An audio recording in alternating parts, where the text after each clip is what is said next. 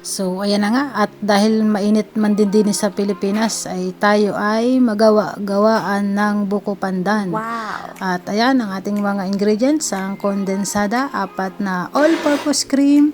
Ayan, 4 yan. 1, 2, 3, 4. Binilang nyo. At ayan, ang nata de coco. Tapos ang coconut strings. So, ayan yung ating ingredients sa ating paggawa ng ating buko pandan. At syempre, magpapakulo na tayo ng tubig. Hindi ko nga ni alam kung ilan ang isinalok ko diyang tubig. Basta nakalimutan ko na dahil nga matagal na itong video sa aking cellphone. At ayan na, at hinalo-halo. Anong ngalay ko nga ni dyan maghalo-halo dahil dapat yan ay talagang alaga sa paghalo-halo para maganda yung pagpapakulo natin sa ating gulaman. At ito na nga, nilagay na natin sa 3 lalagyan at yan ay ating palalamigin. At pagkatapos nating lumamigyan at yan ay bumuo na, hihiwa-hiwain na natin yan. Ayan, nakikita nyo kung paano maghiwa. Yung daliri na nakikita nyo ay hindi yan sa akin dahil yan ay may cutex. Yan ay sa aking kapatid na kamay. At ito na nga, natapos na nga niyang hiwain at hahalo-haloin na natin yan din sa malaking kaserola. Gamit tayo ng whisk. Ayan, binuhos ko na nga ni ang nata de coco at isusunod natin ang coconut strings at hahalo-haloin na natin. Ayan, halo-halo at pagkatapos nyan ay ibubuhos naman natin ang all-purpose cream. So, bilangin nyo kung ilan ang aking inilagay dyan. So, 4 yung ating i-prepare pero 3 lang inilagay natin kasi baka masyado na siyang ma-creamy. O, ayan. So, dahil nga talagang napakainit dito sa Pinas ay naalala kong gumawa ng ganyan at yung paggawa na yan ay tinawag ko pa sa Taiwan kung paano ba ganyan gawin dahil nga yung isa kong katrabaho ay gumawa niyan. Ako ay nagustuhan ko yung kanyang pagtimpla baga dahil hindi man din siya ganun ka tamis tapos ma-creamy para siyang ice cream. Kaya ayan, yan man din ginawa ko. First time kong gumawa. Ay, hindi. Second time ko na palang gumawa niyan kasi nag-try na akong gumawa niyan.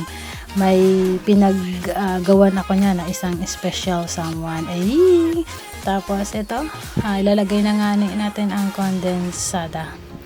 At ayun na nga. Actually, nakulangan pa ako ng tamis dyan sa kondensada kaya nagpabili pa ulit ang ate ko ng isa pang ganyan kalaki. Pero half lang naman yung nagamit dyan.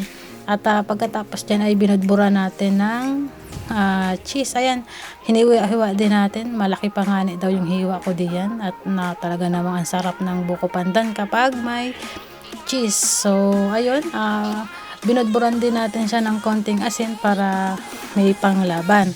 At ayan na nga, pagod na nga akong halu-haluin yan at inilagay na natin sa lalagyan. Ayan, glass lock. So, nakatatlo tayo niyan at papalamigin natin sa ref. At ang sarap nga man din yan.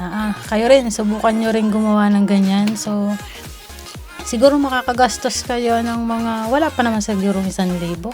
Ay basta pagkain, ay huwag nating tipirin.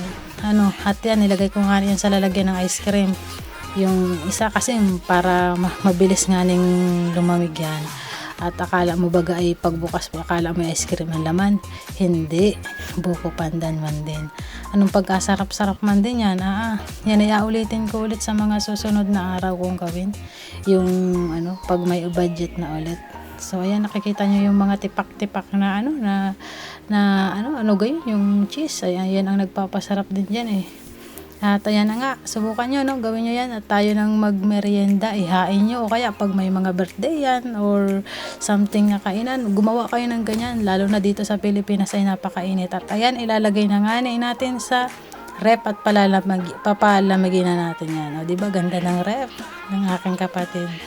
Ayun, so yun nga at pagkalipas nga ng ilang oras ay tumikim na tayo dahil sabik na tayong tikman. At ayan, tsara, nakala mo ice cream. Buko pandan po yan. At yan, masarap po yan. At yan lamang po ang ating vlog for today. Thank you sa panonood.